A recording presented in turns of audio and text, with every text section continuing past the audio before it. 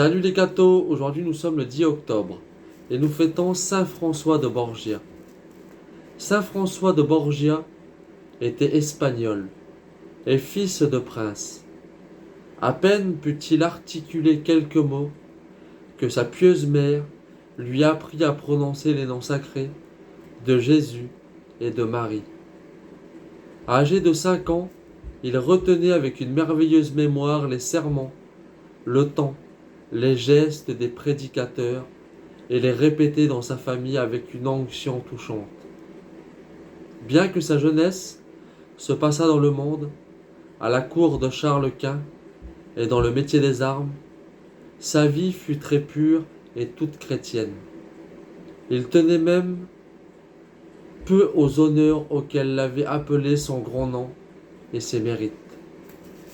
À 28 ans, la vue du cadavre défiguré de l'impératrice Isabelle le frappa tellement qu'il se dit lui-même : « François, voilà ce que tu seras bientôt.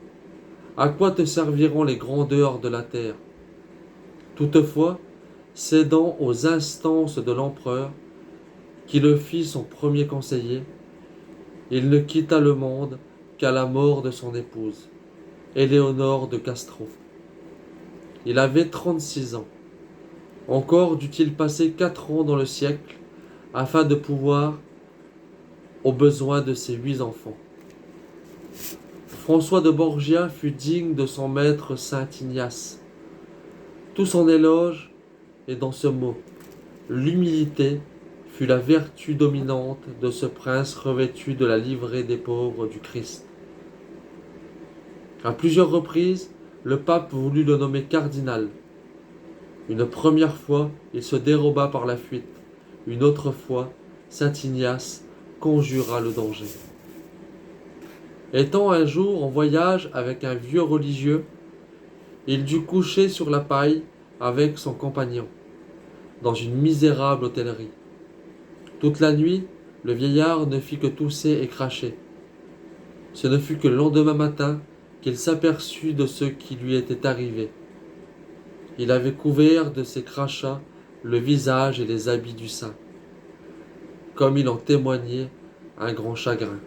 « Que cela ne vous fasse point de peine, lui dit François, car il n'y avait pas un endroit dans la chambre où il fallut cracher plutôt que sur moi. » Ce trépas assez un homme aux vertus héroïques. Plus humble religieux, s'abaissait, plus les honneurs le cherchaient. Celui qui signait toutes ces lettres de ces mots, François, pécheur, celui qui ne lisait qu'à genoux les lettres de ses supérieurs, devint le 3e général de la compagnie de Jésus. Que Dieu vous bénisse, et à plus les cathos!